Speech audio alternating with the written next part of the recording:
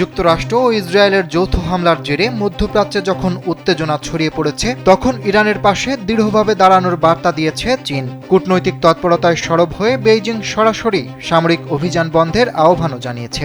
সোমবার চীনের পররাষ্ট্রমন্ত্রী ওয়াং ই যুক্তরাষ্ট্র ও ইসরায়েলের হামলার বিরুদ্ধে আত্মরক্ষায় তেহরানকে সমর্থনের কথা জানান। এর আগে শনিবার যুক্তরাষ্ট্র ও ইসরায়েল ইরানের একাধিক লক্ষ্যবস্তুতে হামলা চালায়, এতে কয়েকশো মানুষ নিহত হয়েছেন। পাল্টা জবাবে তেহরান ইসরায়েল ও উপসাগরীয় কয়েকটি দেশ এবং সাইপ্রাসের একটি ব্রিটিশ ঘাঁটিতে লক্ষ্য করে দফায় দফায় ক্ষেপণাস্ত্র ও ড্রোন হামলা চালায়। পরিস্থিতি দ্রুত আঞ্চলিক সংঘাতে রূপ নেওয়ার আশঙ্কা তৈরি হয়েছে। এই প্রেক্ষাপটে সোমবার চীনের পররাষ্ট্রমন্ত্রী ওয়াং ই ফোনে কথা বলেন ইরানের পররাষ্ট্রমন্ত্রী আব্বাস আরাগচির সঙ্গে। চীনের রাষ্ট্রীয় সম্প্রচার মাধ্যম সিসিটিভি জানায়, আলোচনায় ওয়াং ই স্পষ্ট করে বলেন চীন ইরানের সার্বভৌমত্ব, নিরাপত্তা, ভৌগোলিক অখণ্ডতা ও জাতীয় মর্যাদা রক্ষায় সমর্থন করে। একই সঙ্গে ইরানের বৈধ অধিকার ও স্বার্থ সুরক্ষার পক্ষেও অবস্থান নেয় বেইজিং।